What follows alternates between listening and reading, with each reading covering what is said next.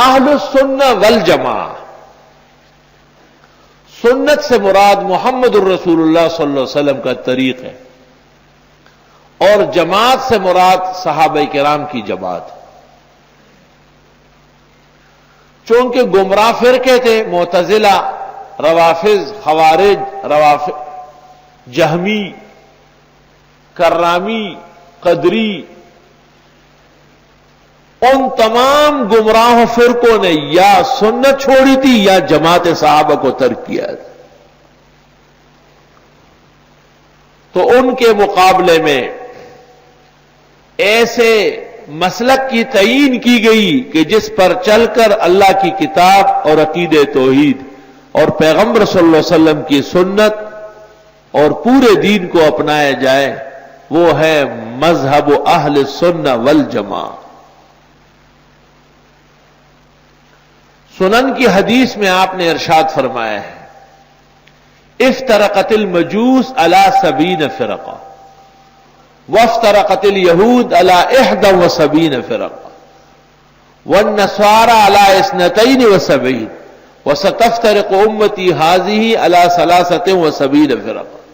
مجوس میں 70 فرقے، یہود میں 71، نصارہ میں 72، اور میری امت میں 73 بنیں گے، کلہم فی النار الا واحدہ، سب دوزخی ہوں گے سوائے ایک کے۔ یہ مجھے کہتے ہیں آپ سختی کرتے ہیں، پھر تو پیغمبر بھی سختی کر رہے ہیں کہ 72 فرقوں کو دوزخ بھیج رہے ہیں، ایک رہے گا، ایک۔ قالوا من ہم، حضرت وہ کون لوگ ہیں؟ قال ما انا علیہ واصحابی، ما انا علیہ، جس پر میں ہوں، یعنی میری سنت، وہ اصحابی جماعت اہل سنہ والجماعت۔ امام المتکلمین محمد ابن عبد الکریم الشہرستانی نے الملل والنحل میں یہ بھی دریافت کیا ہے کہ حضرت سے آگے پوچھا گیا من ہم، وہ کون ہوتے ہیں؟ قال اہل السنت والجماعت، لیکن وہ ثقات میں سے اس لیے معتبر ہے۔ شانور شاہ صاحب نے بھی فیض الباری میں ان پر اعتماد کر کے یہ الفاظ نکالے ہیں۔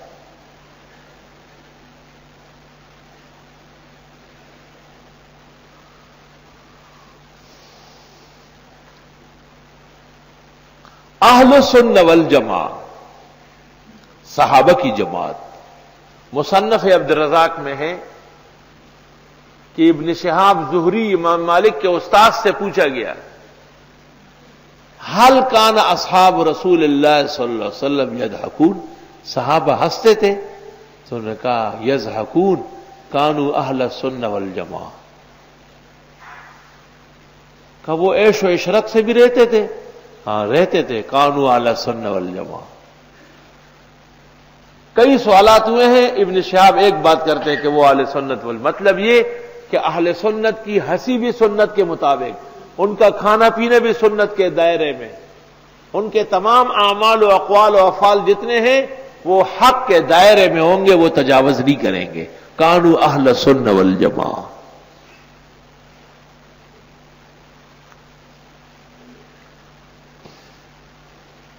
معتزلہ اہل سنت سے خارج ہے، عقل پرست۔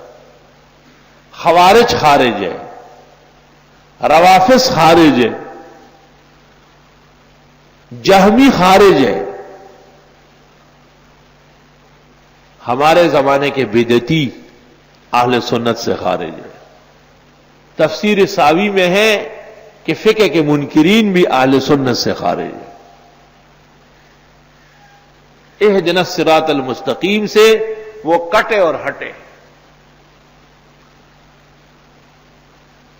ویسے آپ تعداد بڑھانے کے لیے سب کو کہے وہ اور بات ہے، لیکن قرآن کے آئینے میں جب آپ دیکھیں گے تو آپ کو صحیح اور غلط کا فرق معلوم ہوگا، کھرے اور کھوٹے کا فرق معلوم ہو جائے گا۔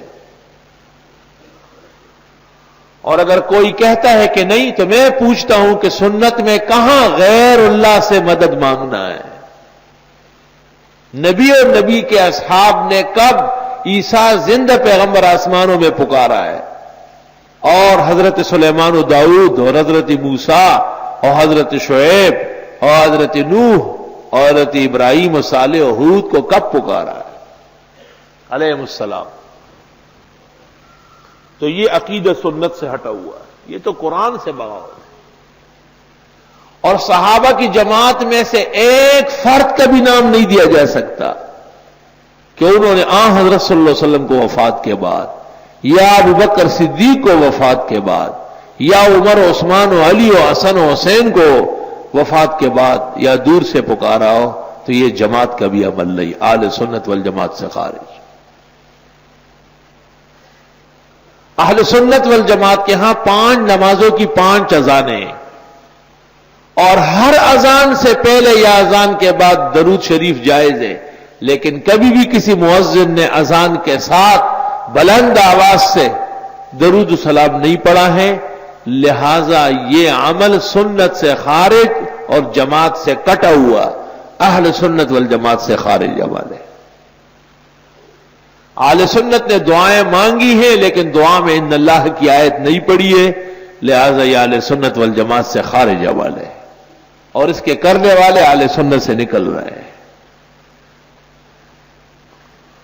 اہل سنت والجماعت نے وہ درود و سلام پڑھا جو پیغمبر پڑھواتے تھے. قولوا اللہم صلی علی محمد وعلی آل محمد کما صلیت علی ابراہیم وعلی آل ابراہیم انک حمید مجید اللہم بارک علی محمد وعلی آل محمد کما بارکت علی ابراہیم وعلی آل ابراہیم انک حمید مجید. جتنے طرق اور جتنے طریق سے بھی یہ وارد ہے، لیکن جو درود و سلام مبتدئین زمانہ پڑھتے ہیں یہ سنت سے ثابت نہیں، اور جماعت تو چھوڑو، جماعت کے ایک رکن اور فرد نے بھی نہیں پڑھا.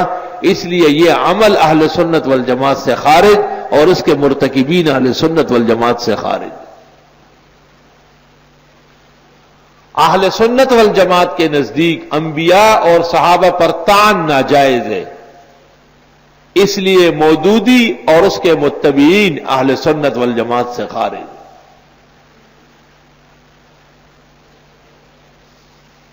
اہل سنت والجماعت نے ہمیشہ فقہ اور فقہا کا احترام کیا ہے. تو جو لوگ مجتہدین اور فقہ کو کار شیطان سمجھتے ہیں وہ شیطانی جماعت تو ہے لیکن اہل سنت والجماعت نہیں ہے. اہدنا الصراط المستقیم، یہ دعا ہمارے حق میں قبول ہوئی ہے کیونکہ ہم ایاک نعبد و ایاک نستعین پر صدق کے دل سے گامزن ہیں.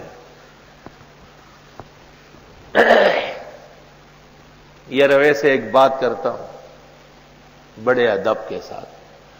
جو شخص تمام درگاہوں سے مدد مانگ رہے ہیں اور سب بزرگوں کی نیاز اور نظر کرتے ہیں اور ان کی 11ویں اور 13ویں مناتے ہیں اور وہ بے شرم نماز میں پڑھتے ہیں ایاک نعبد و ایاک نستعین، اس کو شرم نہیں آتی ہے.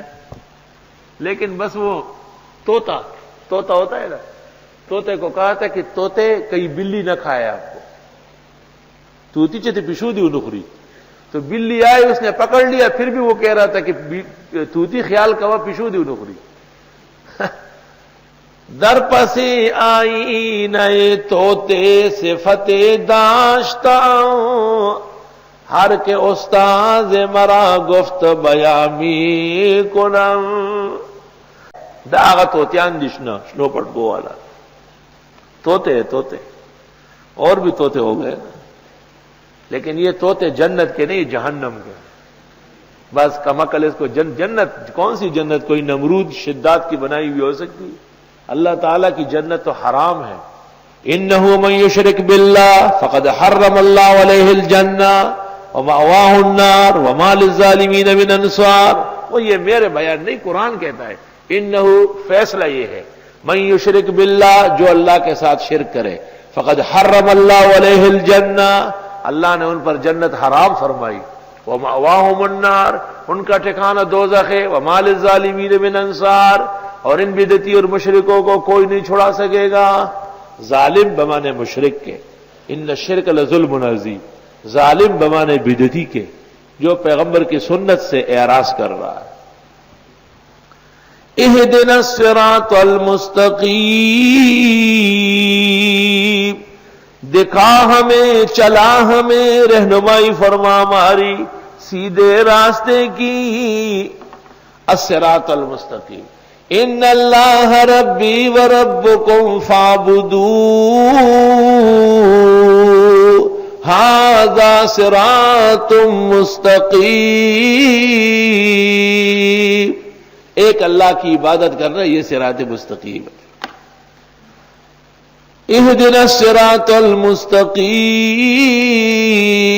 ذالک الکتاب لا ریب فیہ، وہ صراط مستقیم یہ کتاب ہے جس میں کوئی شک شبے کی گنجائش نہیں۔